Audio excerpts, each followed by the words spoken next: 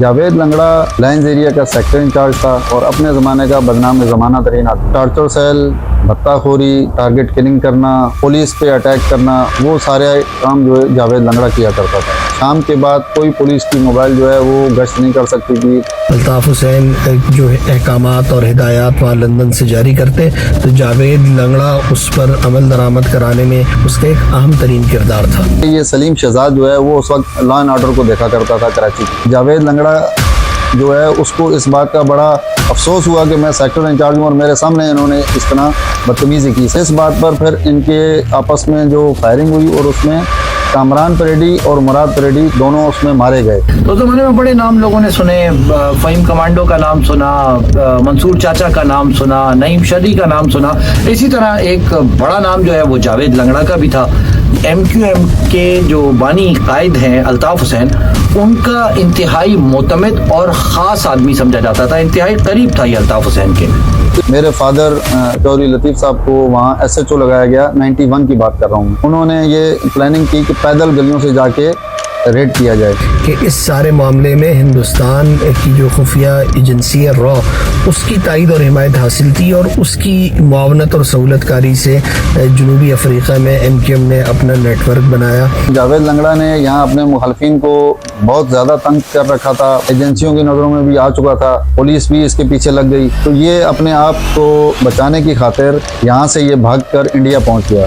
بھارت جانے کے بعد بھی اس کا جو کردار ہے وہ ختم نہیں ہوا۔ جاوید لنگڑا بھارت میں ایم کیو ایم کے ملیٹنٹ ونگز کے جو لڑکے ہیں ان کی تربیت کرتا ہے۔ جو را ایجنسی ہے بھارت کی، اس کی مدد سے ایک ٹریننگ کیمپ بنا رکھا تھا جہاں پر کراچی کے ایم کیو ایم کے کئی لڑکے جو ہے انہوں نے وہاں سے تربیت لی۔ کراچی میں بھارتی خفیہ ادارے را سے تربیت لینے والے ملزمان نے سنسنی خیز انکشافات کے بعد عدالت کے روبرو اپنے جرائم کا اعتراف بھی کر لیا۔ مفرور ملزم جاوید لنگڑا کو بھارت میں جھگڑے کے دوران گولی مار کر زخمی کرنے کا بھی انکشاف کیا۔ 22 مئی 2025 کو جاوید لنگڑا کا انڈیا میں ہی انتقال ہوا۔ ذرائع کا کہنا ہے کہ یہ ڈائلسس پہ تھا، گردوں کے عارضے میں مبتلا تھا اور گزشتہ رات اس کو کوئی دل کا دورہ پڑا ہے تو جس کے باعث اس کی موت واقع ہوئی ہے۔ لیکن بہت سارے لوگ آج بھی یہ سمجھتے ہیں کہ یہ کوئی انٹیلیجنس بیسڈ آپریشن کا نتیجہ تھا جس میں ان کی موت ہوئی۔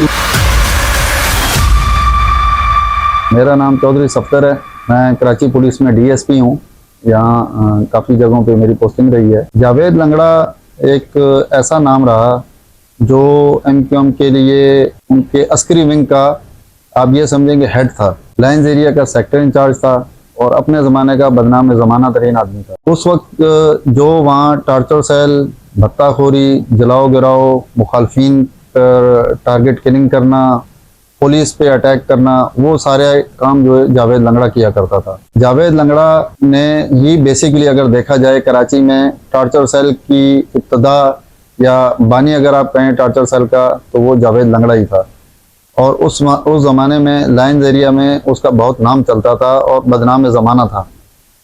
91 میں جب یہ ابھی حقیقی بنی نہیں تھی لیکن ان کا آپس کا اختلافات شروع ہو چکے تھے، تو اس اختلافات کی وجہ سے آئے روز وہاں فائرنگ اور جلاؤ گراؤ، جس سے کہ عام پبلک بہت پریشان تھی۔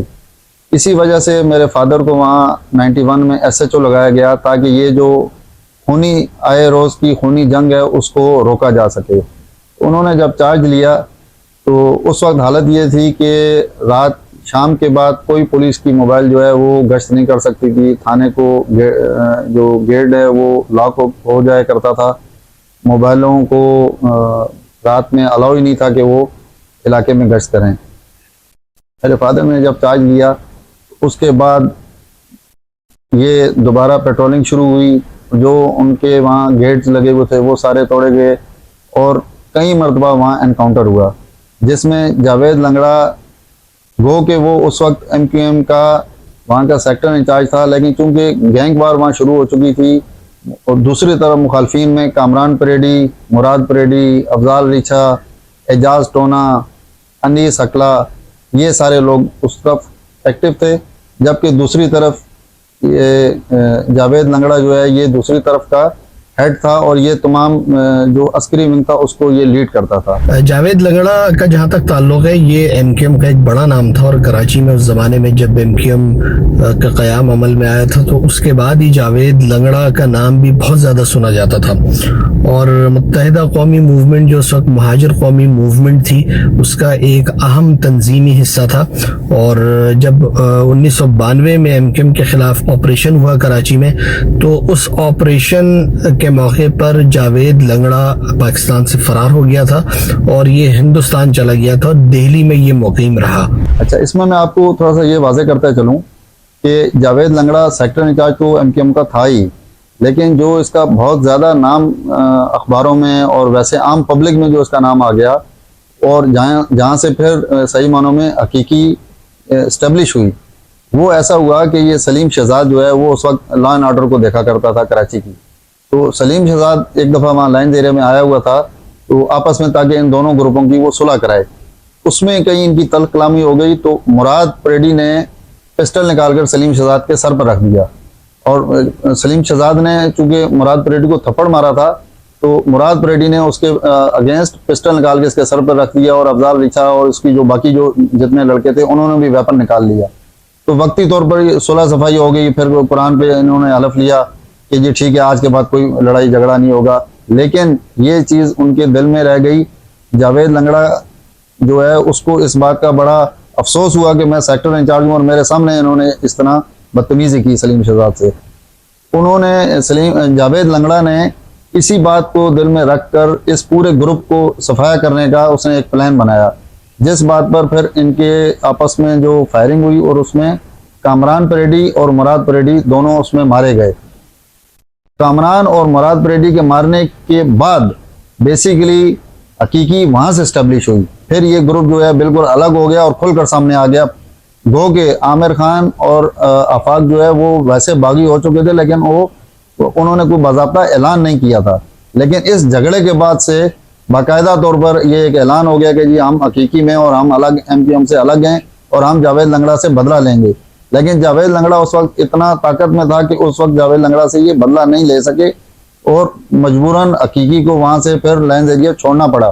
और मुराद परेडी के इवन ये कि मुराद परेडी का घर जलाने की कोशिश की, लेकिन पुलिस ने पहुंच के उसको घर जलाने से बचा लिया। लेकिन हकीकी के लड़के जो हैं उस वक्त फिर लाइन्स एरिया में ज़्यादा देर टिक ना सके। आज की दौर की मुत्तहिदा लंदन जिसे हम कहते हैं, एमक्यूएम लंदन, अल्ताफ ग्रुप, और उस ज़माने में यानी 90s में महाजिर कौमी मूवमेंट, ये उसका अहम और कुलीदी किरदार समझा जाता है। जावेद लंगड़ा 1992 में इंडिया चला गया था। कराची में एमक्यूएम के खिलाफ उस जमाने में ऑपरेशन चल रहा था और रियासत जो है वो एमक्यूएम के मिलिटेंट विंग्स को खास तौर पे उन्होंने हदफ बना रखा था और एमक्यूएम के मिलिटेंट विंग के खात्मे की कोशिश की जा रही थी। तो उस जमाने में बड़े नाम लोगों ने सुने, फ़हीम कमांडो का नाम सुना, मंसूर चाचा का नाम सुना, नईम शरी का नाम सुना। इसी तरह एक बड़ा नाम जो है वो जावेद लंगड़ा का भी था।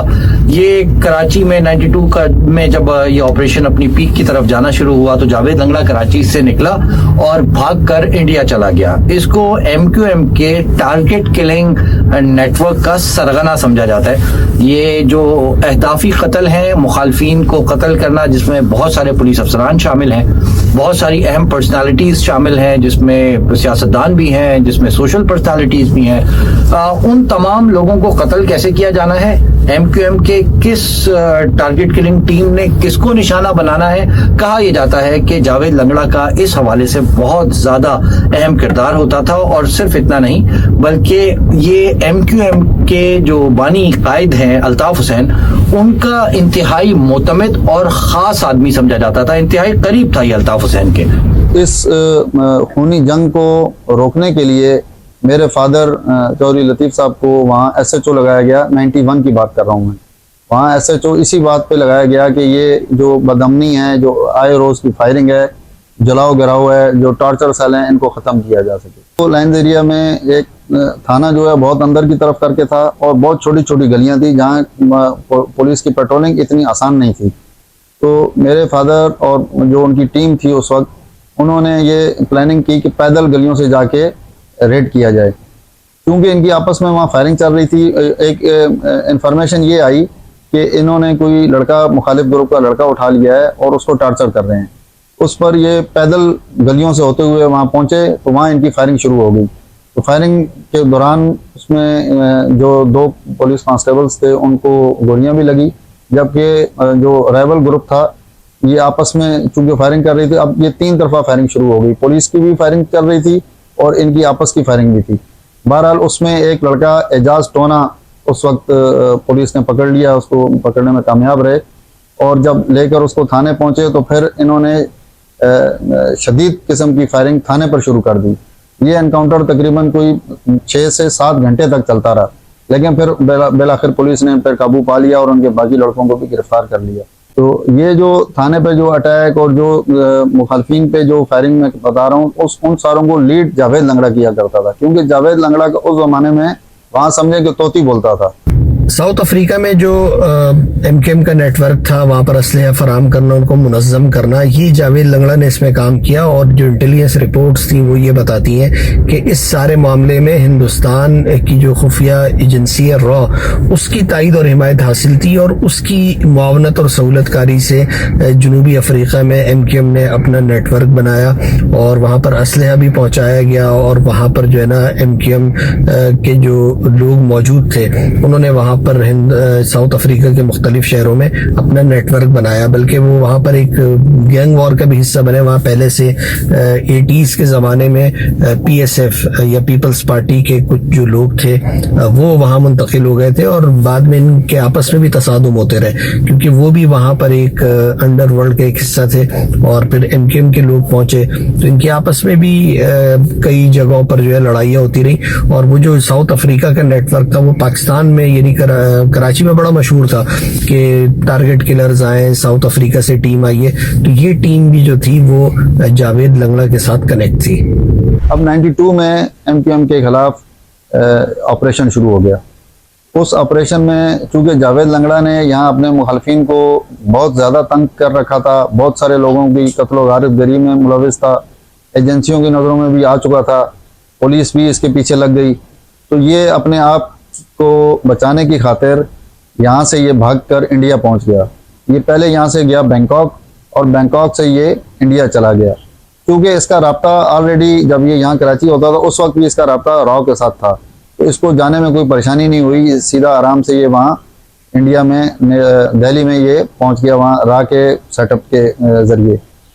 وہاں جا کر بھی اس نے اپنی، چونکہ یہ تھا ہی اس طرح انتشاری ذہن کا آدمی تھا، اس نے وہاں جا کر بھی ایم کیو ایم کی وساست سے وہاں راہ نے اس کو ایک ٹریننگ کیمپ بنا کر دے دیا. پھر یہ لڑکے جو یہاں ایم کیو ایم کے جو لڑکے یہاں سے ٹریننگ کے لیے جاتے تھے وہ یہاں سے پہلے بینکاک جاتے تھے، بینکاک میں پھر راؤ کا ایک ایجنٹ ہوتا تھا. تو جو لڑکے یہاں سے کراچی سے بینکاک پہنچتے تھے وہاں پھر جو راؤ کا ایجنٹ تھا وہ ان کو انڈیا کے ویزے لگا کے دیتا تھا. وہاں سے یہ انڈیا پہنچ جاتے تھے اور وہاں جا کر پھر یہ جاوید لنگڑے کے جو ٹریننگ کیمپ تھا اس کو جوائن کرتے تھے. جب لڑکے وہاں دہلی پہنچ جاتے تھے تو کچھ دن وہاں آرام کرنے کے بعد پھر دہرادون میں ایک جگہ بنائی گئی تھی ٹریننگ کیمپ، جس کو جاوید لنگڑا اس کو ہینڈل کرتا تھا. وہاں جو لڑکے پہنچتے تھے پھر ان کو دہشت گردی کی مکمل تربیت دی جاتی تھی، جس میں اسلحے کا چلانا، رائفلز، ہینڈ گرنیڈز اور بارود کے ذریعے بم بنا کے دہشت گردی میں جو استعمال ہوتی ہیں وہ ساری چیزیں ان کو بتائی جاتی تھی. اور پھر یہ واپسی آتے ہوئے ان سے پھر پاسپورٹ لے لیتے تھے اور کشمیر کے ذریعے ان کو پھر ان کو ان کرا دیا جاتا تھا پاکستان میں. پھر یہ واپس آ جاتے تھے اور یہاں آ کر پھر دہشت گردی کی کارروائیوں میں یہ ملوث ہو جاتے تھے. بھارت جانے کے بعد بھی اس کا جو کردار ہے وہ ختم نہیں ہوا. پاکستان میں خصوصاً کراچی میں جو پولیٹیکل ایکٹیویٹیز ہیں اور پولیٹیکل ایکٹیویٹیز کے ساتھ جو آرمڈ فورسز پولیٹیکل پارٹیز کی امبریلا کے نیچے کام کر رہی تھیں، جن کو ہم ملیٹنٹ ونگز کہتے ہیں پولیٹیکل پارٹیز کے، اس میں جو ایم کیو ایم کا ملیٹنٹ ونگ تھا 2015 میں کافی ایسے لوگ پکڑے گئے کراچی سے جنہوں نے اپنے اعترافی بیانات میں اس بات کی تصدیق کی کہ جاوید لنگڑا بھارت میں ایم کیو ایم کے ملیٹنٹ ونگز کے جو لڑکے ہیں ان کی تربیت کرتا ہے. بھارت میں اس نے مبینہ طور پہ جو را ایجنسی ہے بھارت کی ریسرچ اینڈ انالیسس ونگ، اس کی مدد سے ایک ٹریننگ کیمپ بنا رکھا تھا جہاں پر کراچی کے ایم کیو ایم کے کئی لڑکے جو ہے وہ جا کر انہوں نے مختلف نوعیت کے ہتھیار جس میں SMGs تھی, TT پسٹلز تھے, آٹومیٹک دیگر ویپنز تھے, وہ تمام ہتھیار چلانے کی انہوں نے وہاں سے تربیت لی. اس کے بعد یہ اللیگلی جاتے تھے مختلف سرحدوں سے نکل کے, اور پھر یہ واپس آئے کراچی, اور کراچی آ کے وہ تربیت جو مبینہ طور پہ جاوید لنگڑا کی جانب سے ریسرچ اینڈ انالیسس ونگ کی مدد سے انڈیا میں MQM کے ملیٹنٹ ونگ کو فراہم کی جاتی تھی. یہ لڑکے کراچی آ کے اس تربیت کا عملی مظاہرہ کرتے تھے. وہ ہتھیار جو ہے وہ پھر کئی پولیس والوں پر فائرنگوں میں استعمال ہوتے تھے, پولیس سے مقابلوں میں استعمال, انہوں نے جو تربیت لی ہوتی تھی اس کو پریکٹس کرتے تھے. اور باقاعدہ ایک اس جاوید لنگڑا کی مدد سے MQM نے اپنے ملیٹنٹ ونگ میں باقاعدہ ایک فوجی تربیتی نظام جو ہے وہ تشکیل دے رکھا تھا, اور یہ لڑکے باقاعدہ جنگجو بن چکے تھے اور پولیس رینجرز کے ساتھ بھرپور دو بدو لڑائیاں کیا کرتے تھے. اور اخبارات اس حوالے سے بھرے پڑے ہیں اس زمانے کے کہ کس طریقے سے یہ آپریشنز میں جو ہے یہ لڑائیاں ہوتی تھی. راکٹ لانچرز تک فائر کیے جاتے تھے. مجھے یاد ہے نارتھ اسلام آباد حیدری میں فہیم کمانڈو کے اوپر الزام تھا کہ اس نے ٹیکنیکل ٹریننگ سینٹر میں رینجرز اور آرمی اس وقت وہاں موجود تھی, ان پر حملہ کیا, ان سے دو بدو پوری رات فائرنگ ہوتی رہی. پھر نارتھ اسلام آباد کے حیدری تھانے پہ جو ہے وہ راکٹ لانچر فائر ہوا 90s میں. تو یہ تمام جو واقعات تھے اس کے پیچھے کہا یہ جاتا ہے کہ جاوید لنگڑا کی بھارت میں دی گئی عسکری تربیت تھی جو MQM کے ملیٹنٹ ونگ جو ہے وہ کراچی میں استعمال کرتے تھے.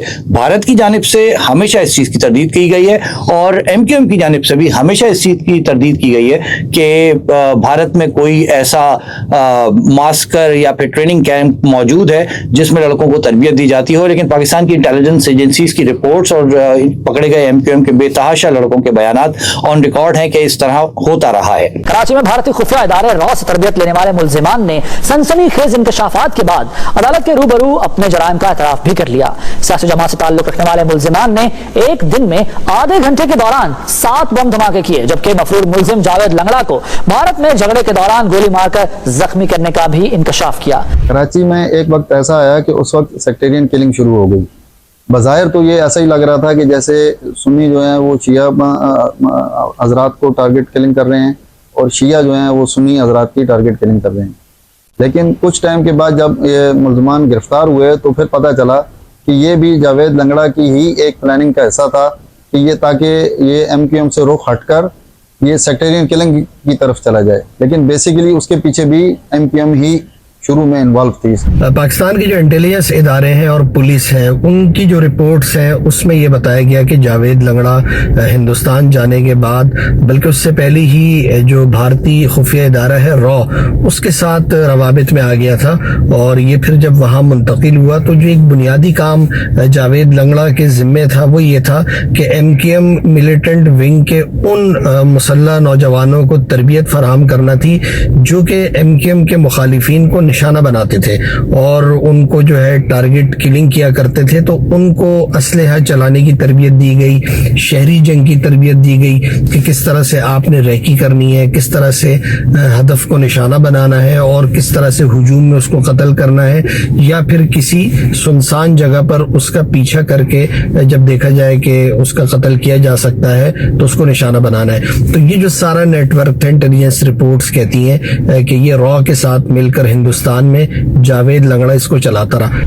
2003 میں ایسا ہوا کہ جاوید لنگڑا چونکہ وہ انڈیا میں تھا اور یہ سارے سیٹ اپ کو چلا رہا تھا, تو کسی بات پر اس کا مین لندن سے جو ہے رہنما تھے, مرکزی رہنما, ان سے کسی بات پہ انبن ہو گئی اور ان کا اختلاف ہو گیا آپس میں.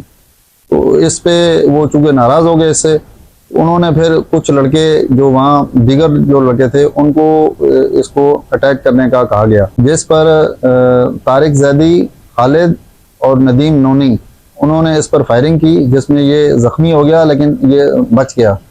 پھر بعد میں ان کے آپس میں صلح صفائی ہو گئی اور ان کے آپس کے تعلقات جو ہے دوبارہ بحال ہو گئے. پھر جو اینڈ تک یہ ان کے زیر سایہ کام کرتا رہا اور جو اس کو ہدایت دیتی تھی اس پر یہ عمل کرتے ہوئے کراچی میں مختلف اوقات میں مختلف جگہوں پہ اس نے بدامنی پھیلائی رکھی. الطاف حسین جو احکامات اور ہدایات وہاں لندن سے جاری کرتے تو جاوید لنگڑا اس پر عمل درآمد کرانے میں اور جو مسلح اس حوالے سے جتنی بھی طاقت استعمال ہونا تھی اس کا ایک اہم ترین کردار تھا. مشرف صاحب کی جب دور حکومت تھا اس وقت MQM یہاں بہت پاور میں تھی اور بہت عروج پہ بھی تھی, بلکہ ایسا کہوں گا. تو جاوید لنگڑا نے اس وقت موقع کا فائدہ اٹھاتے ہوئے ان سے ریکویسٹ کی کہ میں واپس کراچی آنا چاہتا ہوں، میرا اپنا شہر ہے. لیکن چونکہ یہ اتنا بدنام زمانہ تھا اور اتنا اس کا ریکارڈ یہاں کا خراب تھا کہ پارٹی نے یہ رسک نہیں لیا کہ اس کو کراچی بھیجا جائے، لہٰذا انہوں نے اس کو منع کیا کہ نہیں، آپ جو ہے وہیں انڈیا میں رہو اور جو وہاں ذمہ داریاں تمہیں دی گئی ہیں تم نے وہی ذمہ داریاں نبھانی ہیں.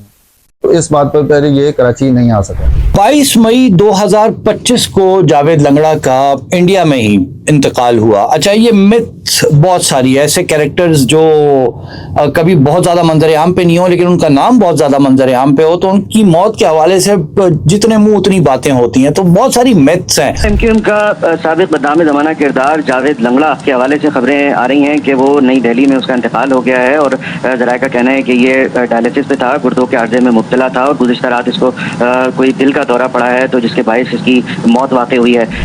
ویسے یہ کہا جاتا ہے کہ وہ ڈائلسس پہ تھے، ان کو گردوں کی بیماری تھی اور ان کی موت جو ہے وہ ہارٹ اٹیک سے ہوئی. لیکن بہت سارے لوگ آج بھی یہ سمجھتے ہیں کہ یہ کوئی انٹیلیجنس بیسڈ آپریشن کا نتیجہ تھا جس میں ان کی موت ہوئی. مطلب یہ ہتھیاروں کے ذریعے ان کو نہیں مارا گیا، شاید کچھ انجیکٹ کیا گیا، شاید ان کو زہر دیا گیا اور اس کے بعد وہ ان کا انتقال ہوا. کئی لوگ یہ سمجھتے ہیں کہ کسی اور دعوت میں جہاں وہ موجود تھے ان کو زہر دیا گیا، کھلایا گیا، جس کے اثرات جو ہیں وہ کافی عرصے کے بعد سامنے آئے اور جاوید لنگڑا کی موت ہوئی. لیکن جو میڈیکل رپورٹ سامنے آئیں ابتدائی طور پہ، جو بھارت نے بھی ڈکلیئر کیا کہ وہ یہ تھا کہ یہ ہارٹ اٹیک سے ان کی موت ہوئی ہے. لیکن بہرحال چونکہ یہ وہ کیریکٹرز ہیں ہسٹری کے جو کہ بہت زیادہ جن کا تذکرہ رہا، جن کا نام بے تحاشا جگہوں پہ سامنے آتا رہا، لیکن از خود یہ سامنے کبھی اس طرح نہیں آئے، کبھی آ کے انہوں نے بہت زیادہ کلیئرنس چیزوں کی نہیں دی. لیکن اتنا ضرور ہے کہ MQM میں ایک وزن تھا ان کا، MQM میں ایک اہم شخصیت مانے جاتے تھے، MQM میں الطاف حسین کے قریبی ساتھیوں میں سمجھے جاتے تھے، اور نہ صرف فنڈنگ، نہ صرف ہتھیاروں کی فراہمی، بلکہ جو انٹرنیشنل MQM کا نیٹ ورک ہے، جیسے ساؤتھ افریقن نیٹ ورک کہا جاتا ہے، یا دیگر ممالک میں جہاں جہاں MQM کے لوگ موجود ہیں ان کے سفری دستاویزات تیار کروانا، ان کے ویزاز کا انتظام کرنا. پھر کراچی میں اگر کوئی انٹرنیشنل نیٹ ورک کا کارکن MQM کا ملیٹنٹ ونگ کا خاص طور پہ اگر پہنچ رہا ہے تو اس نے کس رستے سے پہنچنا ہے، اس نے یہاں کس کے پاس رہنا ہے، اس کو شیلٹر کدھر دیا جانا ہے، اس نے ٹارگٹ کس کو کرنا ہے، اس کو پیسے کیسے ملیں گے. یعنی کہ پورا ایک آرگنائز سسٹم تھا جاوید لنگڑا کا جو کہ MQM کی امبریلا کے نیچے ملیٹنٹ ونگ کے لیے چل رہا تھا.